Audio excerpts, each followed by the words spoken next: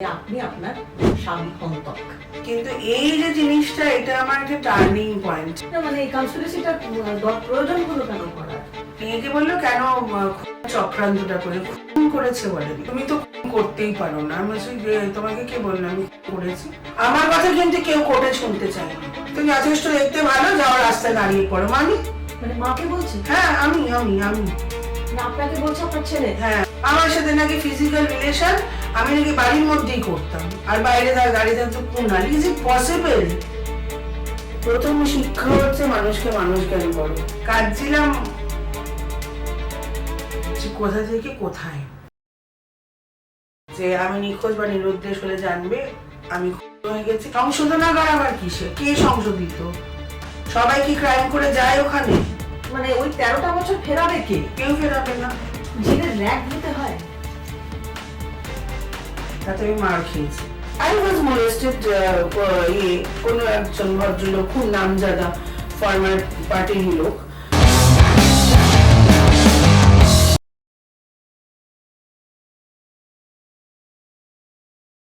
আজকে যার সঙ্গে কথা বলবো এই এপিসোডে, তাকে নিয়ে আমি বলবো না, তার কাছ থেকে সরাসরি গল্প শুনবেন, আমি সেটাই ভাবছিলাম। তারপরে মনে হলো যে না, তার কাছ থেকে সরাসরি গল্পটা শুনি।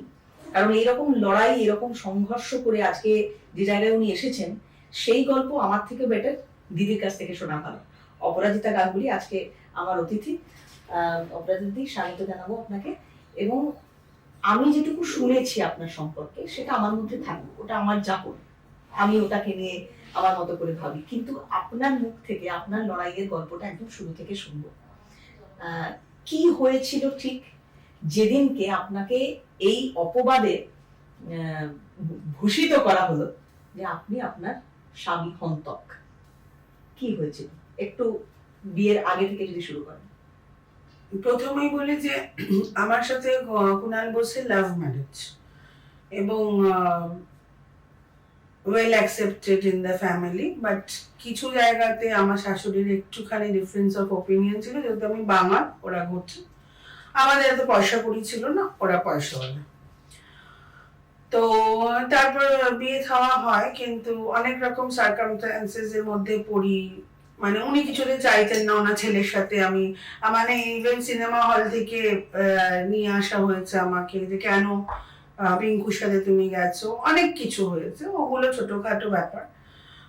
কিন্তু এই যে জিনিসটা, এটা আমার একটা টার্নিং পয়েন্ট। মানে কুনাল খুন হলো 26 মে 2000, আমরা বডি পেলাম 2 জুন 2000। ছেলেটা এসে বললো, মানে কুনালের যে বন্ধু নান্টু রায় ওরফে কল্যাণ রায়, উনি এসে বললেন যে কুনালদাকে কে বা কারা মেরে ফেলে দিয়েছে ইস্টার্ন বাইপাসে। তো সঙ্গে সঙ্গে আমাদের বাড়ির অনেকেই গেলেন, এবং প্রথম থেকে প্রবণতা ছিল আমার শাশুড়ির ওনাকে বাঁচানো। যাই হোক, আমি কিন্তু এসে খবর দিলে তাকে বাঁচানো, তার ছোট ছেলে সে বলে, মানে সে মনে করে। এবার হচ্ছে গিয়ে আমি কিন্তু কুনালের মানে বডি দেখিনি, ওকে, বিকজ আমার ভাই ছিল, ভাইও বললো যে কুনালদার বডি যেটা উই ক্যানট আইডেন্টিফাই। ফটোটা দেখিয়ে ওকে ধাপার মাঠে ক্রিমেট করা হয়েছিল। ধাপার মাঠে সেদিন 23টা বডি ক্রিমেট করেছিল, 22টা এমনি একসাথে পরপর পরপর করে। লাস্ট ছিল কুনাল বোস, ওর বডি এত ফুলে গেছিল আর ফুল অফ ম্যাগটস। ফটোটা দেখিয়ে বলেছিল যে এটাই কুনাল বোস। যাই হোক, আমার মানে নন্দাই জিৎ সরকার বলেছিল যে নাবি ফাবি গুলো নিবি, আমি যাইনি ক্রিমেশনের টাইমে। যাই হোক, কুনালের মা বললো লাস্ট সিঁদুর তুলতে হয়, কুনালের বুড়ো আঙুল দিয়ে, অনেক কিছু অনেক কিছু। হঠাৎ চেঞ্জ হলো মানে এই সৎকার হয়ে যাওয়ার পর থেকে।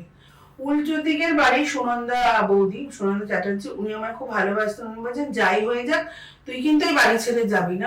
আমি এই বাড়ি ছেড়ে যাবো কেন, আমার সন্তান আছে, শাশুড়ি আছে, আমি কেন যাব? তখনও কিন্তু আমি বুঝিনি যে মানে আমার বিরুদ্ধে একটা চক্রান্ত হচ্ছে। এবং মেজানাইন ফ্লোর তখন ছিল, সেইখানে খালি বারবার করে উঠে যাচ্ছে, আমাকে কারোর সাথে কথা বলতে দিচ্ছে না। All the reporters, all the police officer, যাদেরই কথা আমি বলতে চাই যে তুমি চুপ করো, তুমি চুপ করো, তুমি চুপ করো। 3rd জুন প্রণতি এলেন, second lady officer from Tiljala থানা, এসে সার্চ ফার্চ করে এগুলো কুণাল দুর্দান্ত পেন্টিং করতো, দারুণ হাতের লেখা ছিল, ওইগুলো নিয়ে চলে যায়। 4th জুন বেলা 3:45 নাগাদ পুলিশের ঠক ঠক করছে, তখন আমার বড় ছেলেটা আমার এই ডান হাতে আর ছোট ছেলেটা আমার বুকের উপরে, একটার বয়স 3.5, একজনের বয়স 5। এবার আমাকে বলছে আপনাকে একটু যেতে হবে থানাতে, আর জাস্ট একটু জিজ্ঞাসাবাদ করবো। তো আমি বললাম যে ঠিক আছে, বলে আমি বেরিয়ে গেলাম এবং যাওয়ার সময় আমার যা গয়নাগাটি সব খুলে দিয়ে গেলাম, থানা কি আমাদের জানি না, সব খুলে দিয়ে গেলাম। কুণালের আমার নিয়েও নিলেন, হ্যাঁ, গলার চেন, হাতের বালা, সবকিছু দিয়ে দিলাম। ছেলেগুলো কোথায় যাচ্ছ, ওরা তো তখন বাবা নেই, বাবা গড হয়ে গেছে এটাই বলতো, কেন মাছ দেওয়া হচ্ছে না, ফিশ কেন দেওয়া হচ্ছে না, বাবা গড হয়ে গেছে বলে আলু সেদ্ধ, এইসব বলতো। তো ইভেন বাইরে যে পুলিশ মানে লালবাজার থেকে এসেছিল সেটাও জানতাম না। আমার ছেলে আমার বলেছিল মিলেনিয়াম পার্কে নিয়ে চলো, ওরা কি আর বোঝে যে কি হয়েছে সর্বনাশটা। বেরোতে যাচ্ছে তখন পুলিশ থেকে বলছে যে আপনি যাবেন না কোথাও, তখন বুঝে গেলাম যে পুলিশ পাহারায়। এবং প্রণতি নিয়ে গিয়ে বললো কেন চক্রান্তটা করে, খুন করেছে বলেনি, খুনের চক্রান্তটা। আমি বলছি কার খুনের চক্রান্ত, মানে কুণালের খুনের চক্রান্ত? বলছে হ্যাঁ। তারপর আমি বলছি আমি তো কিছু বলিনি। তখন দেখছি থানার জিপটাতে বলছে ওই লোকটা বললো আপনি বলেছেন। আমাদের বলা কথাতে হয়ে যায় সবকিছু বলে, যাই হোক থানাতে নিয়ে গেছে এবং যখন নামবো তখন বলছে কি 1 মিনিট দাঁড়ান, দেখেছি কুণালের মানে নানচুর গাড়ি সাদা অ্যাম্বাসেডর, আমাকে বলছে 1 মিনিট দাঁড়ান আপনি।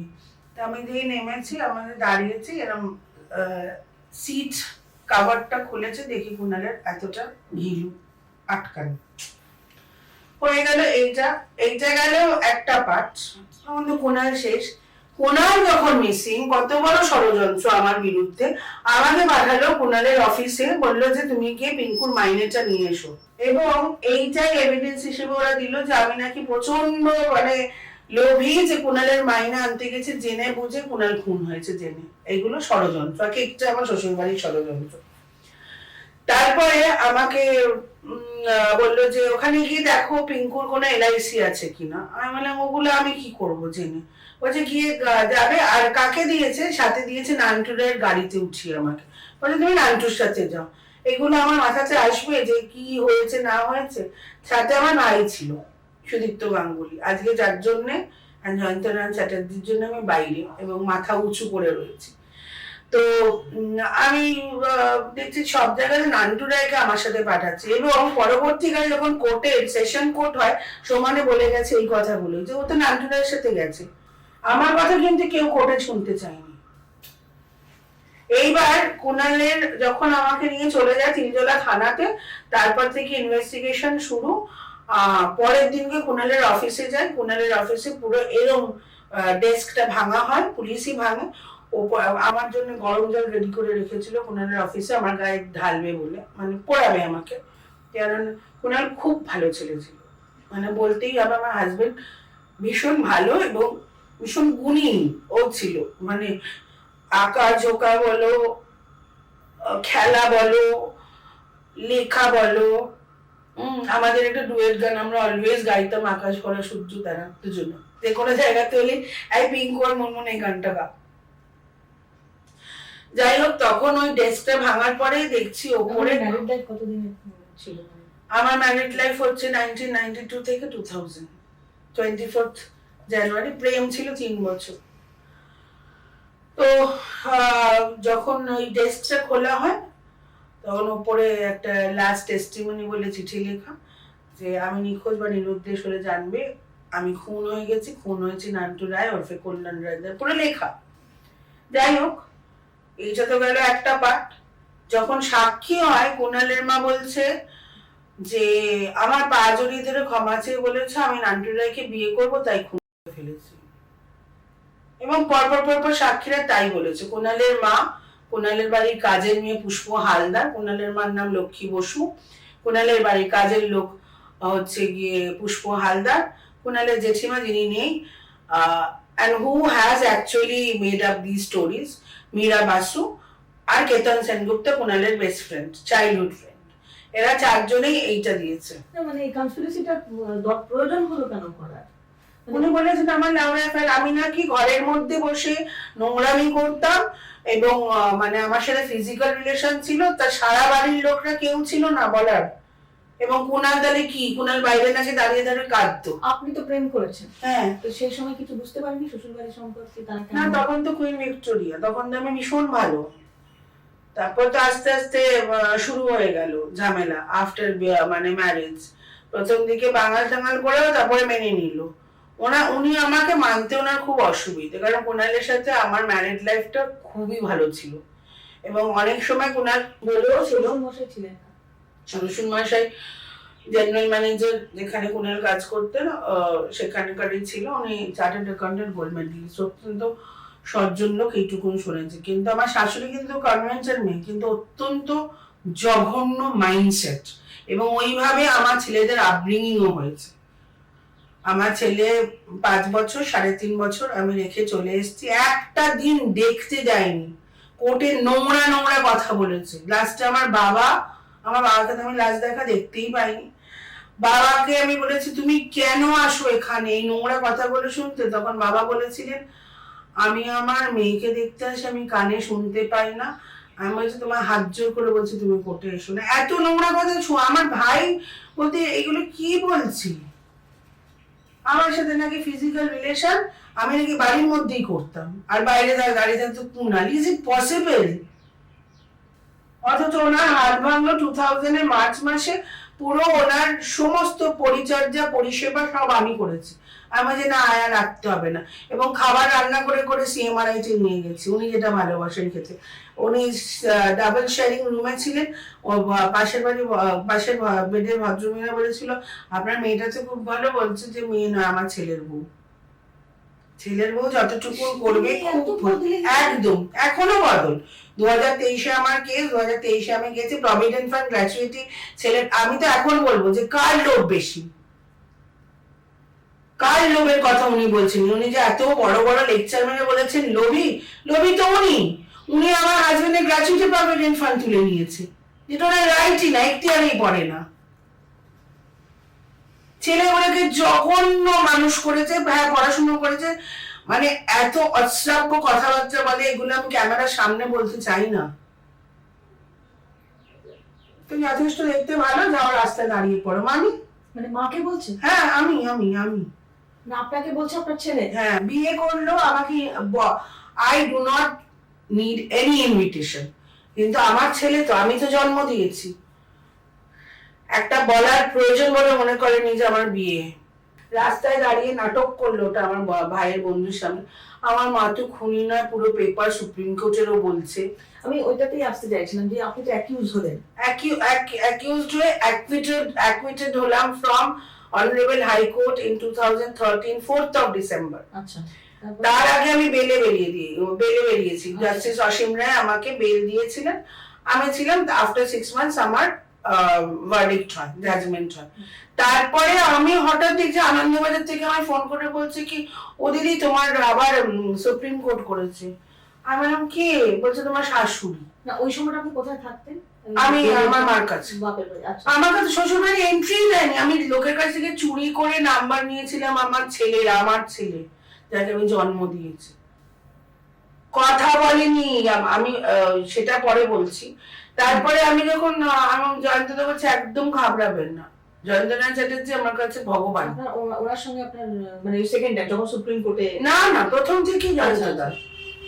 আমার ছেলে 2014-তে 14ই মে এলো, বললো মা আমরা মামলা হেরে গেছি। আমি বলছি মামলা is not between you and me, মামলা তোমার ঠাম্মাকে গিয়ে জিজ্ঞেস করো।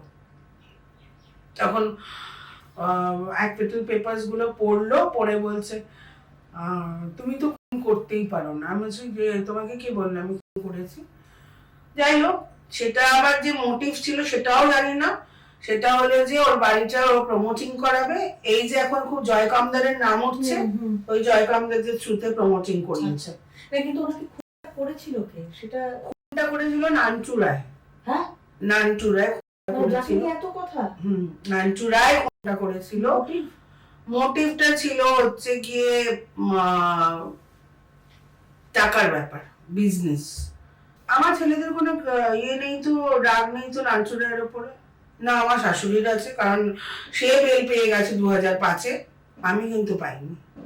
সেম যে ডিভিশন বেঞ্চে আমি যখন অ্যাপ্লাই করি আমার বেলের জন্য, আমারটা রিজেক্ট করে দিল। কতদিন থাকতে হয়েছে জেলে?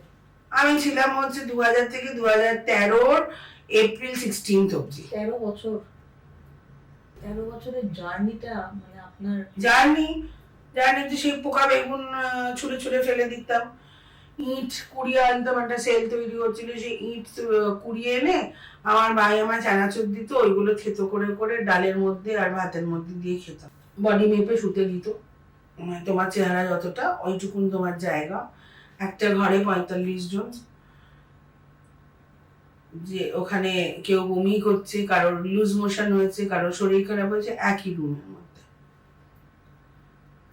2003 যখন আমার কনভিকশন হয়ে যায়, তখন আমি ভাবলাম যে আমার তো কোনো আর রাস্তা নেই। আমি কোনোদিন ভাবিনি আমি বেরোবো, কারণ এরা খুব ইনফ্লুয়েন্সিয়াল এবং পয়সাটা দিয়ে এরা খুব সবকিছু কিনতে পারে। They can do anything. ওই সময় আপনার মানে জেলের ভেতরে মানে জেল বলবো না সংশোধনাগার? না, আমি সংশোধনাগার একদমই বলি না, জেলই বলবো। জেলই বলবো তাকে। সংশোধনাগার আবার কিসে? কে সংশোধিত? মানে ওনারা কি ডিসাইড করবেন আমরা সংশোধিত কি না? সবাই কি ক্রাইম করে যায় ওখানে? মহিলাদের মানে ওখানে যারা যে মহিলারা আছেন, এরকম আরো মহিলা আপনাদের মানে আপনার সঙ্গে আলাপ হয়েছে যে যারা মানে করেনি কিছু, তাদেরকে রিলিজ করেছে তো, জয়েন্ট স্যার করেছেন। অ্যাকচুয়ালি আমার পরে আমি প্রিজন অ্যাক্টিভিজমে যাই, মানে when I was working with Human Rights Law Network, ওরা আমাকে নিলই এই কারণে, এবং thanks to Colin Gonçalves, the senior gown of honourable supreme court, যে উনি আমাকে এই জায়গাটা দিলেন। এবং আমি রিলিজ হলেন কি করে? মানে 13 বছর পর যে বেরোচ্ছেন, ওটা কি পুরো সাজা কেটে আপনি? না, অ্যাকুইটেড, বেকসুর খালাস। হ্যাঁ, তো সেটা তো তাহলে তো আপনার মানে ওই 13টা বছর ফেরাবে কে? কেউ ফেরাবে না। এটা সেই ছবি বিশ্বাসের গল্পের মতো কথা। একদমই তাই, একদম। 13টা বছর কেউ ফেরাবে না। এবং একটা আশ্চর্যের ব্যাপার যে আমাদের আগের সরকার কিন্তু রিহ্যাবিলিটেশন ফর দি ইনমেটস বলে কিছু করেনি। চাকরি পেতে যতই তুমি অ্যাকুইটেড হও, তাও একটা স্টিগমা তোমার থাকে, তুমি জেল খাটা আসামি। এবার এইটা নিয়ে আমার পরবর্তী ফাইট চলছে। এইটা শুধু না, অ্যাসিড অ্যাটাক সার্ভাইভার্সদের নিয়েও চলছে আমার বিভিন্ন অ্যাক্টিভিজম নিয়ে কাজ, সোশ্যাল ওয়ার্ক নিয়ে কাজ। আমি ওটাতে আসি দিদি আপনার কাজ নিয়ে, কিন্তু 13 বছর আমি বলছি, মুখে বলতে তো একটা সেকেন্ড লাগছে। 13 বছর আপনি কাটালেন কি করে? 13টা বছর আমি ওইখানে ভেতরে বাচ্চা মানুষ করতাম, যেগুলো আমি ভাবতাম আমার ছেলেগুলোকে মিস করি, বাচ্চাগুলোকে মানুষ করতাম, এই তেল মাখানো, খাবার খাওয়ানো, আমার ভাইকে, মানে ওখানে ডেলিভারি হতো বাংলাদেশি মেয়েদের, আমি সেই ডেলিভারিও করেছি ডক্টরদের সাথে থেকে, ডক্টররাই শিখিয়েছে। হ্যাঁ, আসে ডেলিভারি করে 7 দিন বাদে ঘাড়ে করে করে নিয়ে গিয়ে বলতাম, ভাই জামা কাপড় দিন, আর এদের কেউ নেই। লোকে জেল থেকে টাকা নিয়ে বেরোয়, আমি জেল থেকে কিচ্ছু নিয়ে বেরোয়নি। আমাকে কতবার জিজ্ঞেস করেছে অফিসার, এই তুমি বাজার করতে দাও, তোমার তো এত খাবার আসে ভাইদের। আমার দিদি বাচ্চাগুলো খাবে না, ঠিক গামলা কেনা, ঝিনুক বাটি কেনা, এইসব করতাম। হ্যাঁ, আমার ছেলেদের যেটা করতে পারেনি সেগুলো ওইখানে গিয়ে মানুষ করেছে, বাচ্চাদের 7টা বাচ্চা মানুষ করেছে। জেলের র‍্যাগ হতে হয়? হয়েছে আপনাকে? হয়েছে মানে ওইভাবে না, ও ভদ্র মেয়েদের দেখলে ওরা ভাবে যে তাহলে এদের পয়সা আছে। ওই যেসব কাজগুলোতে অনেকে তো করতে পারে না, ধরো ঘর মোছা, জল তুলে রাখা, এগুলো প্রেসিডেন্সিতে আমরা ফেস করেছি। তো ওই সাবান মানে বাটার সিস্টেম, তুমি এটা করে দাও, আমি এটা করে দেবো। আমি দেখেছি আমার খাবার নিয়ে চলে গেছে, অনেক খেয়েছিস, ওখান থেকে ওরা ডিসাইড করে দেবে। আর মারধর হয় না, একদম বাজে কথা। মানে মেনু কি থাকতো জেলে? মেনু প্রেসিডেন্সিতে তো 3,500-4,000 লোক, ফিমেল ওয়ার্ডটা একদম সিক্লুডেড, একদম আলাদা জায়গাতে। তো সেখানে মেনুতে থাকতো একটা ঘ্যাঁট, ডাল, ভাত। ওখানে বলে গাড়ি, গাড়ি মানে যেখানে ভাত ঢালা হয়, আচ্ছা ডাব্বু মানে হাতা, যেটা ওই 2 ডাব্বু ভাত, আচ্ছা আর হচ্ছে কি 1 ডাব্বু ডাল, একটা শুকনো লঙ্কা চাওয়াটা বিশাল অপরাধ, তাতে আমি মার খেয়েছি, যে শুকনো লঙ্কা চেয়েছি। আলু পাওয়াটা ছিল ভাগ্যের ব্যাপার, মানে আমি শুধু মানে ফার্স্ট দিন ভাত নিয়ে দাঁড়িয়ে রয়েছি আর এই কাঁদছি আমি, তখন একজন অর্ডার হয়েছে ভাত নিয়ে, অন্ন নিয়ে কখনো কাঁদছিনি, কাঁদছিলাম যে কোথা থেকে কোথায়। এবং প্রচুর গালাগাল শুনেছি, মানে বাজে বাজে গালাগাল। আমার একটাই প্রশ্ন থাকতো জেলখানাতে, আমার ছেলেকে একটু দেখতে দাও, আমি তো কিছু করিনি, আমাকে কেন আটকে রেখেছো? এই যে সিনেমা যেরকম আমরা দেখি না, দাদাগিরি চলে, 2 গোষ্ঠী 3টে গোষ্ঠী, যে না না না, মেয়েদের মধ্যে নেই, হয় না? মেয়েদের মধ্যে নেই। মেয়েরা তো ভয়ই কুপোকাত, এই যে এত সব এখন মোবাইল ফোন, গাঁজা, এই ওই, মেয়েদের মধ্যেই সব নেই, একদমই না। আমার তো বিশাল বড় একটা অ্যাক্সিডেন্ট হয়, আমি 4 তলা থেকে নিচে পড়ে গেছিলাম, আমার হাঁটতে অসুবিধা হয়। সেটা কিভাবে? না সেটা সিঁড়ি, আমি একটা ভাড়া বাড়িতে থাকি, ঠিক আছে? আচ্ছা তো সেই বাড়িটাতে 2024-এ আমি সিঁড়ি থেকে নিচে পড়ে যাই, মানে গড়িয়ে নয় কিন্তু, মানে রেলিং ছিল না, একদম নিচে। তো আমার ছেলে, বড় ছেলেকে মানে পাড়ার লোকরাই নিয়ে গেছে, বড় ছেলেও গেছে, এবং এখন জানতে পারি ও বলছে তুই মরে যাবে, এর পেছনে টাকা খরচা করে কি হবে।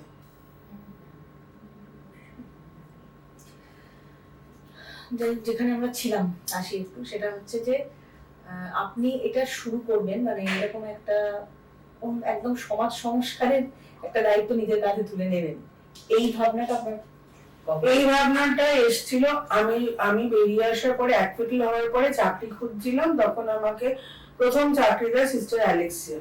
আমি অ্যাপোস্টলিক কার্মেন, উনি জেলের মধ্যেই ওই লোকেদের সেলাই টেলাই শেখায়, আমি তো একদম উল্টো রাস্তাতে। আমি আমি ওখানে অ্যাঙ্কারিং করেছি, কালচারাল প্রোগ্রামস করেছি, ডান্স করেছি, ব্রত দিদির কাছে আবৃত্তি শিখেছি, সেটা মৌসুমী ফলো আপ করেছে ওয়ার্কশপে, ওখানে পড়াশোনাও করেছি, অনেক কিছুই করেছি।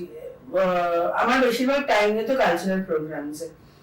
তো যখন বেরিয়ে আমি একদিন সিস্টার অ্যালেক্সিয়াকে বলেছিলাম, sister if I am release where will I go? বলছে মাই স্কুল। তখন আমি স্কুলে পড়াতে শুরু করি, ঠিক আছে? স্কুলে পড়াতে শুরু করি, কিন্তু জয়ন্তদার সাথে আমার টার্মস আছে। জয়ন্তদা আমাকে ওপেনিংটা দেয় হিউম্যান রাইটস ল নেটওয়ার্কে। ফার্স্ট আমি ছিলাম হচ্ছে সামনে অ্যাজ আ রিসেপশনিস্ট। আচ্ছা কিন্তু আমার মনে হলো বাবা এটা তো ল ফার্ম, আর এখানে যেহেতু প্রবণও হয়, বিনা পয়সায় কেস হয়, অনেক মেয়েরা তো কেসের জন্য ভালো উকিল নিতে পারে না পয়সার অভাবে। আমি একবার কলিন স্যারকে বলি, তো আমি অ্যাপ্রোচ করেছিলাম এক্সিকিউটিভ ডিরেক্টর ক্রান্তিকে, বলছে ওয়াও, বলছে move move move move on with the thing. দিয়ে আমি পারমিশন নিয়ে জেলের কয়েকজন যারা আমার সঙ্গে খুব ইয়ে ছিল, আমি জয়ন্তদাই করেছেন কেস, লক্ষ্মী চিন্তালপুরি, কবিতা পাই, রিসেন্ট করলো প্রতিমা নস্কর, রিনা গুচ্ছাইড,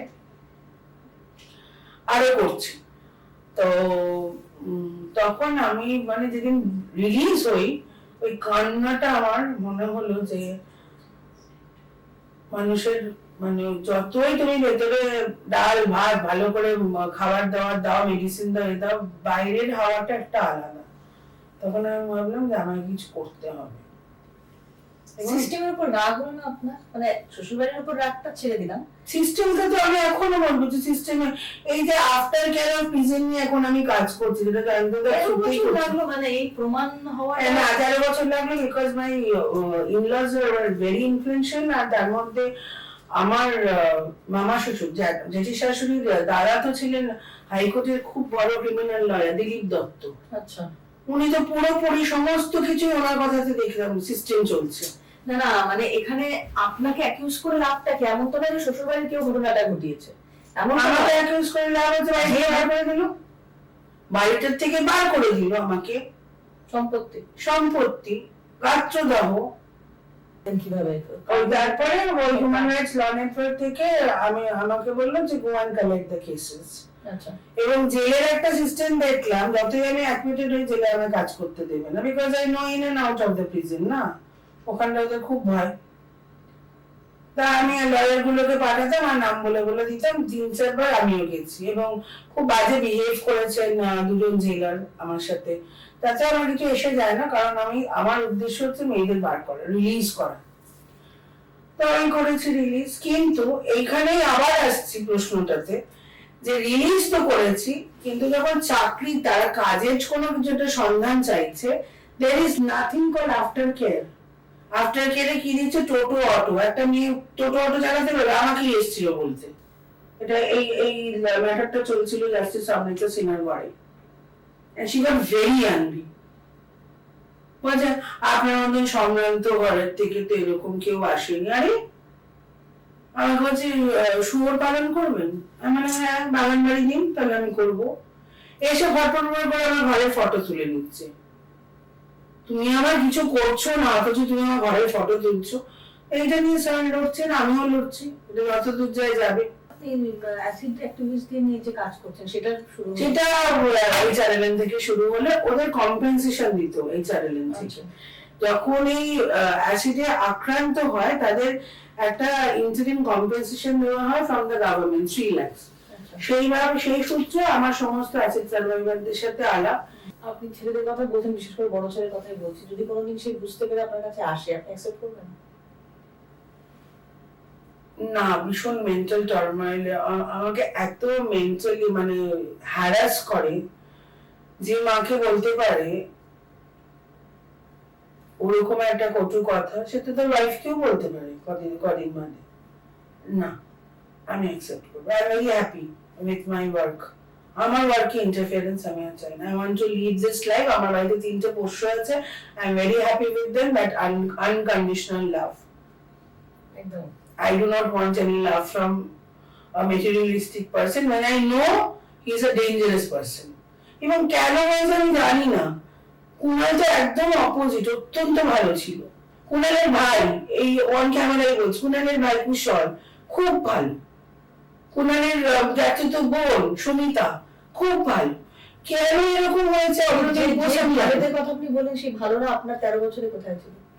কেউ যোগাযোগ রাখেন? তাদের বাড়িতেও যে একটা ইনসিডেন্ট হয়েছে, তারা জানে যে আমি এটা চক্রান্ত করেছি। এবং যখন আমার অ্যাকুইটাল হলো ফ্রম অনারেবল হাই কোর্ট, এই সুপ্রিম কোর্ট করে কিন্তু আমার দেওয়ার নাকি বারণ করেছে, এটা শুনেছি ফ্রম মাই এল্ডার সন অভ্রনীল, যে কাকাই বারণ করেছিল কেস করতে, ঠাম্মা করেছে। ছেলের বিয়েতেও নাকি ঠাম্মা খুব চিৎকার চেঁচামেচি করেছে বলে, আরে আমি যেতাম না, after all I have given birth না।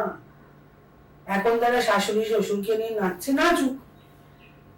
আমার গিফট হচ্ছে আমার অ্যাসিড সার্ভাইভার, আমার গিফট হচ্ছে ট্রান্সজেন্ডারদের নিয়ে কাজ করি, তারা অনেক ভালো, অনেক অনেক ভালো। এখন তো দেখছি রক্তের সম্পর্ক অত্যন্ত খারাপ। আমি ইমেজদের নিয়ে কাজ করি, তারাও অন্তত দিনের শেষে একবার ফোন করে বলে কেমন আছো। এটা বিরাট প্রাপ্তি আপনার, বিরাট। তো আমার বার্থডেতে জামা সেলাই করে নিয়ে এসে অ্যাসিড সার্ভাইভার তনুজা মোল্লা। আমি বললাম, বলে আমি সেলাই করবো, তুমি একটা পড়বে না আমার থেকে? অত বড় অ্যাক্সিডেন্টে আমার অ্যাসিড সার্ভাইভাররা ব্যাগে টাকা দিয়ে গেছে, যে চোখে দেখে না ঝুমা সাতটা আচার বিক্রি করে, সে 2000 টাকা দিয়ে গেছে, দিদি তুমি ফল কিনে খেও। যে মেয়েটাকে অ্যাসিড খাইয়ে দেওয়া হয়েছে ভালো করে, সে খেতে পায় না, লোকের বাড়িতে গিয়ে চাল ঝেড়ে টাকা নিয়ে সে আমার জন্য খাবার নিয়ে এসছে। আমার ছেলে কিন্তু একবার আসেনি। এই অ্যাসিড সার্ভাইভারদের নিয়ে কাজ করতে গিয়ে কিরকম অভিজ্ঞতা হচ্ছে? মানে বাধা পেয়েছেন কোথাও কাজ করতে গিয়ে? ওই বাধা পেয়েছে মানে না, ওরকম আছে বাধা পায়নি, কিন্তু লোকেরা নট সেন্সিটাইজড ইনাফ। অ্যাসিড যে বিক্রি করা বন্ধ হয়ে গেছে, you have to show proper মানে আইডেন্টিটি কার্ড, যে তুমি কেন কিনছো।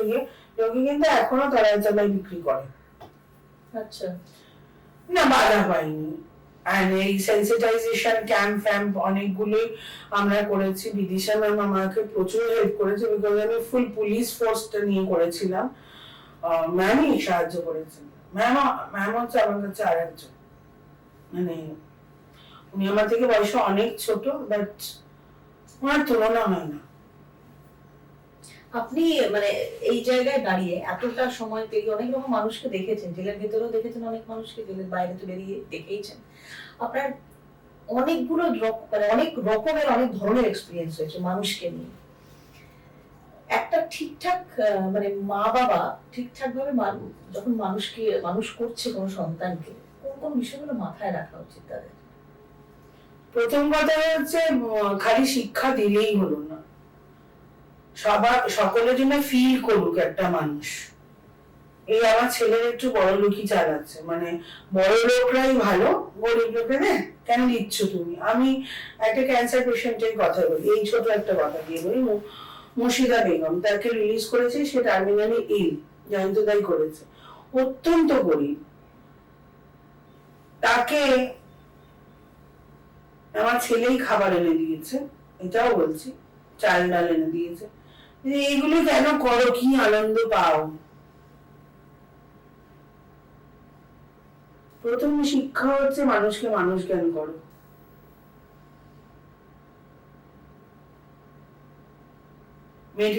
Materialistic love is not the ultimate thing. Have something inside your, একটু মানে ভালোবাসা দিয়ে মানুষের সাথে মেশো, মানুষের জন্য ফিল করো। তুমি হয়তো অনেক শিষ্যতম জায়গাতে ফিল, আমি না এত কথা না বলে পারলাম না। আমার বিয়ের পরে একটা রান্নার লোক, তখন আমি সেকেন্ড টাইম আমার বেবি হবে, এবং চম্পা বলে একটা মেয়ে এসেছিল, তখন এইসব লোক পাওয়া যেত রাস্তাতে, এবং ও কিচ্ছু রান্না জানতো না, এবং আমি বললাম তুই না মশলাটা বাট, আমি রান্নাটা করে নেবো, ও কাছে চলে যাবে না, তো ও তাই করতো। তো কোনো একদিন, তখন অর্গনীল ছোট, ল্যাকটোজেন খাওয়াচ্ছিলাম, তো বলছে ও বৌদি ভাইটাকে তুমি কি খাওয়াবো? আমি বলছি ভাইটাকে ওই তোলা দুধ খাওয়াতে হয়, আমাকে তো অফিস যেতে হবে। তখন বলছে আমাকে একটু কাগজে করে দেবে? তা আমি বলছি কাগজে করে কেন? বলছে আমার ছোট ছেলেটাকে খাওয়াবো। তা আমার শাশুড়ি তো সেই হাই হাই করে, হ্যাঁ আমার নাতি যে দুধ খাবে, তোমার ছেলে এই দুধ খাবে, এইসব বলে নিচের দোকানে যা, তখন ল্যাকটোজেন 180 টাকা কৌটো, আর একটা কৌটো কিনে নিয়ে যা। ওই একটা কৌটো কিনে নিয়ে যা, ওই চোখের ভাষাটা আমি আজ পর্যন্ত ভুলতে পারিনি। বলছে একটা কৌটো? আমার নাম হ্যাঁ নিয়ে যা। আর একদিন হয়েছিল মুরগির মাংস আনা হয়েছিল, খাবার ইয়ে করতে গিয়ে আমার শাশুড়ি বললো একটা পা নেই, মুরগিটা কি খোড়া?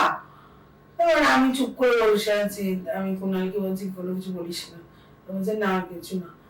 তারপরের দিনকে যখন দেখছি চম্পা ঢুকছে, আমাকে গিয়ে উঠোনে গিয়ে বলছি কি এই চম্পা কিছু বললে কিচ্ছু বলবি না। তো বলছি কেন বৌদি? বলছে না কিছু বলবে, হ্যাঁ চুপ করে দাঁড়া। ও পড়ে যাচ্ছে, আমি বলছি কালকে কি তুই মুরগির ঠ্যাং নিয়ে গেছিলিস একটা? বলে আমার ঝোলটা দেখে খুব লোভ হয়েছিল, আমি কাগজে করে নিয়ে ওই তেলটা দিয়ে ভাত মেখে আমার ছেলেদের খাইয়েছি, একটু একটু মাংস দিয়ে। আমি ঠিক আছে চুপ কর। ও চুপ করে গেছে, আমার শাশুড়ি ওই নিয়েছে। আমি হ্যাঁ একটু খেয়েছি, তো কি হয়েছে? ওইগুলো আমি মনে করি। অবসর কি করে কাটাবি? অবসর অবসর কি পান নাকি কাজের মধ্যে? না, কাজের মধ্যে থাকি, আশিস স্যারদের কিছু যাদের কাজ নেই এখন তাদের জন্য একটু বলা। হ্যাঁ, আর একটা ব্লেসিং হচ্ছে Shahrukh Khan. I have been working with him, Me Foundation.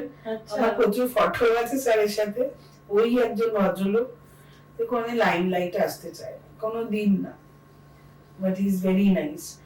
অবসর হচ্ছে গিয়ে আগে তো গল্প বই করতাম, এখন আমি অত্যন্ত অসভ্য টিভি দেখি, আর এখন তো বেশি করে দেখছি এই যে দুটো সরকার চেঞ্জের এগুলো দেখছি, আর পেটসদের সাথে থাকি, আর আমাদের ফোনে বকবক। ফোনে গল্প বলতে কাজেরই গল্প। আচ্ছা, শাহরুখ খানের সঙ্গে কাজ করার অভিজ্ঞতা, মানে ওনাকে তো সামনাসামনি সামনাসামনি একদম সামনাসামনি। প্রফেশনাল কিরকম? ভীষণ ভীষণ ভীষণ ভীষণ ভালো। উনি ভগবান, একসময় উনিও স্ট্রাগল করেছেন, শীর্ষতম জায়গাতে আছেন, কিন্তু মানে সত্যি কথা বলছে ওনার মতো মানুষ হবে না। I haven't seen. এই এত টলিউডের লোক রয়েছে, কে এসেছে একটা সার্ভাইভারের জন্য? ইভেন আমার এটা বলতে বাধা নেই, ফর্মার রুলিং পার্টির কাছে 1000 বার গেছে আমার মেয়েরা, আমি গেছি, দেখা করেননি। কেন? তারা তো নিজেদের অধিকার চাইতে গেছে। তারা কি দোষী? তাদের এই যে মুখশ্রীর জন্য তারা কি দোষী? পুলিশ প্রশাসন তখন ভালো করে কাজ করেনি, যার জন্য এখনো সুনিতা দত্তর যে ওর অ্যাসিডটা ওকে মুখে ঢেলেছে, যার জন্য ওর একটা কান নেই, একটা চোখ নেই, যার বেবি হয়েছে বললাম, সে এখন অ্যাসকন্ডিং কি করে থাকে? পুলিশ প্রশাসন তাহলে গাফিলতি রয়েছে, এফআইআর নিতে চায়নি। কম্পেনসেশনের ব্যাপারে এমন করে যেন তারা বাড়ির থেকে দিচ্ছে।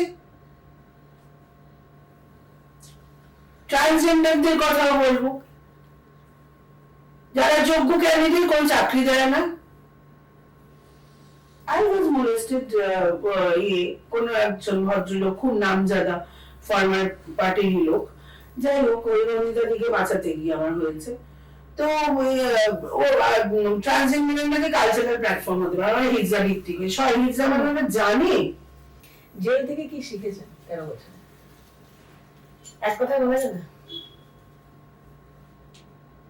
সহনশীলতা। সহনশীলতা। আর সেটা কিভাবে সাহায্য করছে আপনাকে এখন? আমি এখন একটু একটু অধৈর্য হয়ে পড়ি যখন অন্য কিছু করতে পারি না, কারণ আমি দেখেছি এনজিও তে লোকেরা টাকা দিতে চায় না, হয়তো ভালো যে এনজিও এবার সবাই ফ্রিতে করতে চায় না। হিউম্যান রাইটস ল নেটওয়ার্কে থাকাকালীন যেমন হাত খুলে কাজ করেছে, বিকজ আমি জানি কলিন স্যার কোনোদিন প্রশ্ন করবেন না, not even Kranti R Saiba ma'am. মানে হাত খুলে কাজ করেছে, যেখানে যে কেস করতে হয় করে। আমি নিজেই এই over crowding during Covid time ওটার পিটিশনার আমি ছিলাম। আচ্ছা, ওই যেখানে একটু ভয় পেতে বলতে এই এক্ষুনি অপরাধীটা আবার একটা রিট করে বসে আছে। করোনার সময় আপনারা কাজ করতেন কি করে? ওই এই মানে এই অর্গানাইজেশনটা চালানো করোনার সময়, এই যে আমি তো থানাতে গিয়ে বলেছিলাম যে আমাকে পারমিশন দিন, because we work for the underprivileged ones. তো আমাকে গাড়িতে দিয়ে দিয়েছিল ছাপ্পা। আচ্ছা, তো ওনারা জানতেন তো, রাস্তায় বসে পড়তাম। আচ্ছা, ওইটাই তো বলেছেন যে আমার বিদিশা ম্যাম বলে যে আমি তোমার জায়গায় থাকলে ফিরে আসতে পারতাম, আমি কিছু একটা অঘটন হতে যেত। জেলে যে সময়টা ছিলেন আপনি, আপনি বলছেন সহনশীলতা শিখেছেন। একটা বিষয় জানতে চাইবো যে ওই সময় তো অনেক প্রেগনেন্ট মহিলাও, বেশিরভাগ বাংলাদেশি, হ্যাঁ, আর কয়েকজন ইন্ডিয়ান যারা ধরো এই কোনো একটা ক্রাইমের জন্য ধরে আনলো, এবং তারা সচরাচর আমি দেখেছি বাংলাদেশিদের মানে বেশিরভাগ বাংলাদেশিরা ট্রিটমেন্ট শেখে কিন্তু বর্ডার ক্রস করে। আচ্ছা, প্রেগনেন্ট অবস্থাতে আসে, এবং যেহেতু তাদের নথিপত্র বা কাগজ নেই বা কোনো কিছু নেই, জেলে ঢুকে, এবং তাদের পুশব্যাক করা হয়, মানে পরে 2 বছর বাদে সাজা। আমি বলছি দিদি, ধরুন আপনি জেলে যাওয়ার পরে, মানে আমি একদম শুরুর কথা বলছি, সেই সময় ধরুন কারো ডেলিভারি হয়েছে, সেই বাচ্চা জেলেই বড় হচ্ছে, আর টু 6 ইয়ার্স 6 ইয়ার্স, তো ওই 6 বছর ফ্যাসিলিটি মা পায়? মা, হ্যাঁ হ্যাঁ, ওই আইসিডিএস এর খিচুড়ি এন্ড ডিম বাচ্চারাও পায় সেটা। হ্যাঁ, কিন্তু জেলের পরিবেশ আমরা 3 বছর 4 বছর থেকে স্টার্ট করে দিতাম লেখা বিভিন্ন হোমে, সুকন্যা হোম টোম না। আমার টার্গেট ছিল সব রামকৃষ্ণ মিশন, সারদা মিশন, আমি ওইগুলোতে করতাম, মানে যখন আমি রাইটার ছিল। ধরুন ওই মায়ের কেউ নেই আর কি, বাইরে কোনো জায়গায় যাওয়ার নেই, তো ওই বাচ্চা ছেলে বা মেয়ে সে বেরিয়ে কোথায় কার কাছে যেত? কার কাছে থাকতো? না, ওই 4 বা 5 বছরে যদি হোমে দেওয়া হয় বা কোনো আশ্রমে দেওয়া হয়, হোস্টেলে দেওয়া হয়, মা ইজ অ্যালাউড টু মিট প্যারোলে। আচ্ছা, ঠিক আছে, সেটা পুলিশ ছাড়ে, এবং বাচ্চা সেখানে দেখা করে। আচ্ছা, আমার এই যে জগন্নাথ মন্ডল, সে 2.5 বছর বয়সে ওর মাঠ থেকে আমি কাটছাড়া করে দিই, মানে আমি নিজে মা হয়ে বলছি আমার খুব কষ্ট হয়েছিল, কিন্তু আমি চেয়েছি বাচ্চাটা মানুষ হোক। হ্যাঁ, কারণ ভীষণ খারাপ গালাগালি দেওয়া হয় তো, পরিবেশটা ভালো না। তো সেই জগন্নাথকে দিয়েছি। জগন্নাথ এখন শেয়ার বিজনেস করে, আমার সাথে কথা বলে, আমার সাথে তুমি আমার কাছে চলে এসো। ওর মাও রিলিজ হয়েছে, প্রেম্যাচুর রিলিজ হয়েছে, মালতী মণ্ডল। তো সেইখানে মানে ঠিক 6 বছর অব্দি রাখবে, 6 বছরের আগ থেকে স্টার্ট করা হয় বাইরে দেওয়ার জন্য। আচ্ছা, ঠিক আছে, জেল ইজ নট আ জায়গা যেখানে বাচ্চারা ভালোভাবে মানুষ হোক। আর এই আগে মানে খাবার দাবারের মানটা অনেক ভালো ছিল, মানে এখন তো শুনি যে দুধের মধ্যে জল ফল দেয়। অ্যাকচুয়ালি আমি একটু চিৎকার চেঁচামেচি করতাম তো। আচ্ছা, একদম শেষ করবো এবার আমাদের এই আড্ডা পর্ব। নতুন সরকারের কাছে কি এক্সপেকটেশন আপনার কাছে জানতে চাইবো। এবং আরেকটা বিষয়, আপনি কিছুক্ষণ আগে এই আলোচনাতেই বলছিলেন, আড্ডাতেই বলছিলেন যে এই মানে মেয়েদের কাছে খুব একটা ওই ফোন টোন থাকা বা এগুলো পাওয়া যায় না। হ্যাঁ। খুব কম না, নেই। ওখানে ভোডাফোনের লাইন আছে, সপ্তাহে তোমায় আন্ডার ট্রায়ালদের হচ্ছে 3 দিন আর কনভিক্টের হচ্ছে 2 দিন, কিন্তু পয়সা জমা দিতে হয় অফিসে, তুমি ওই অনুযায়ী কল করতে পারো। এইটা কি আপনার মানে আপনি কি জানেন এরকম কিছু, যেটা নতুন সরকার যে নিয়মটা করলো যে যত জেলগুলোতে এই ধরনের ফোন টোন লোকানো আছে সেগুলোকে বার করতে হবে? এটা লোকানো না তো, এটা তো অফিশিয়াল ফ্রম আইজি অফিস। না না, মানে অনেকে হয় না যে হ্যাঁ, ছেলেদের ভালো হয়, মানে ফোন থাকে, কত আছে আছে। সেটা তো মদত ছাড়া হওয়ার কথা নয়। মদত তো নিশ্চয়ই পায় প্রশাসন। মদত তো ধরুন আপনাকে এক প্যাকেট সিগারেট দিল বা 100 টাকা দিল, আপনি ফোনটা অ্যালাউ করলেন একটু কথা বলার জন্য, which is not right, একদমই না। কারণ আমার মেয়েরা তো করে না, কোনো মেয়েদের ছেলে তো কোনো কিচ্ছু হয় না। আমাদের অফিসাররা তো প্রচন্ড ইয়ে করে, তুমি কথা বলো না। আরে তুমি ওইখানে ভোডাফোনে গিয়ে পয়সা জমা দিয়ে কথা বলো, তো অফিসেই পয়সা দেয় জমা দিতে হয় পরিবারকে, আমাদেরও তো দিতে হতো। জানি না এটা নতুন সরকারের আমলে এটার কোনো বদল হবে কিনা। কোনো প্রভাবশালী যদি জেলে যায় তার জন্য এলাহি ব্যবস্থা থাকে? একদমই না, মানে অন্তত মেয়েদের, মহিলাদের না। আমি বলছি অফকোর্স ফরমার পার্টির অনেকেই নাম বলতে চাই না, আর ফরমার পার্টির জন্য হসপিটালের বুট ব্যাংক খোলা, টুক করে চলে গেল। কই একটা অ্যাসিড সার্ভাইভার, তার বেড পেতে এত টাইম লাগে কেন? সরকারি বেড একটা ফ্রিজে দিয়ে দিলে ওষুধপত্র দেয় না কেন? সেইগুলো কেনাটা মানুষকে কিনতে হয়, যারা বাড়ি জমি সবকিছু বিক্রি করে দিয়ে, তারপরে সেই কম্পেনসেশনটার জন্য দৌড়তে হয়। একটা ইউনিটের জন্য কেন হসপিটাল খোলা থাকে না? ফরমার পার্টি অনেক কিছু করে গেছে। নতুন সরকারের কাছে কি এক্সপেকটেশন? নতুন সরকারের কাছে আগে প্রথম এক্সপেকটেশন হচ্ছে যে after care for the inmates, যেটা আমি চাই, after care for the inmates. কারণ আমি নিজে ভুক্তভোগী, চাকরির জন্য সব জায়গায় অন্য সবাই কিন্তু ব্লেসড নয় জয়ন্ত নারায়ণ চ্যাটার্জির মতো মানুষকে। আর দ্বিতীয় হচ্ছে যে সকলকে নিজেদের অ্যাসিড সার্ভাইভারদের ক্ষেত্রে বলবো যে অ্যাসিড বিক্রিটা বন্ধ হোক, তাদের কম্পেনসেশনটা যেন পেয়ে যায়, এবং তাদের অ্যাকর্ডিং টু দেয়ার ক্যাপাসিটি যদি কোনো চাকরির ব্যবস্থা। এটা এই আবেদনটা আমি গত সরকার মানে ফরমার সরকারকেও বলা হয়েছে, পাত্তাই দেয়নি। যাই হোক, অ্যান্ড ফর দি ট্রান্সজেন্ডার, মানে আমি চাই অল দ্য আন্ডার প্রিভিলেজ যেন এই নতুন সরকার দেখেন, এবং at least after care for the ইনমেটসটা যেন দেখেন।